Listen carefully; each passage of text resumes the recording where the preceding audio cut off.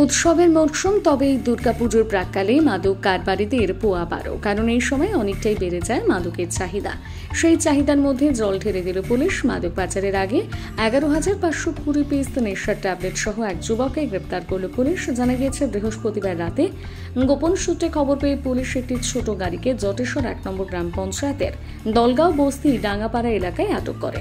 গাড়ির দরজা খুলতে চক্ষু চরকগাছ পুলিশের গাড়ির ভেতরে থরে থরে নেশার ট্যাবলেট।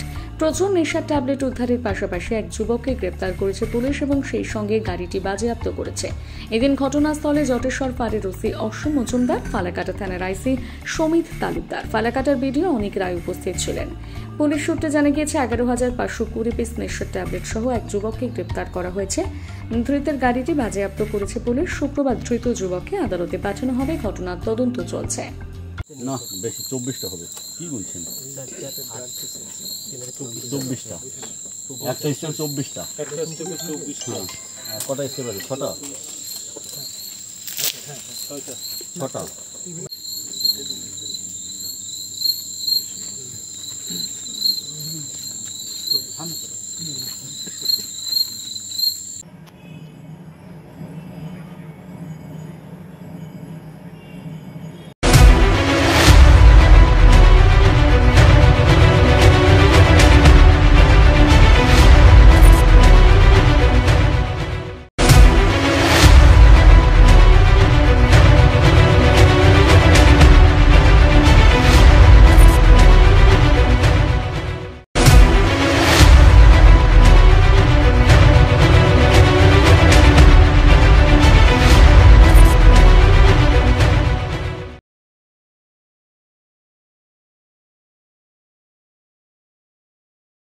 উৎসবের মরশুম, তবে এই দুর্গাপুজোর প্রাক্কালে মাদক কারবারিদের পোয়া বারো, কারণ এই সময় অনেকটাই বেড়ে যায় মাদকের চাহিদা।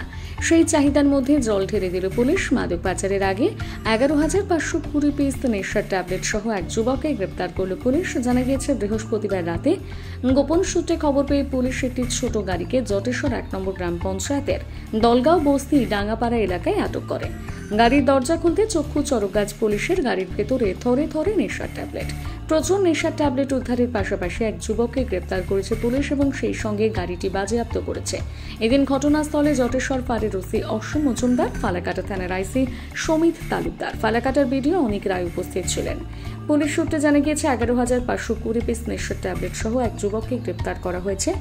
ধৃতের গাড়িটি বাজেয়াপ্ত করেছে পুলিশ। শুক্রবার ধৃত যুবককে আদালতে পাঠানো হবে। ঘটনার তদন্ত চলছে। না, বেশি 24টা হবে। কি বলছেন? 24টা, একটা স্টেপ 24টা।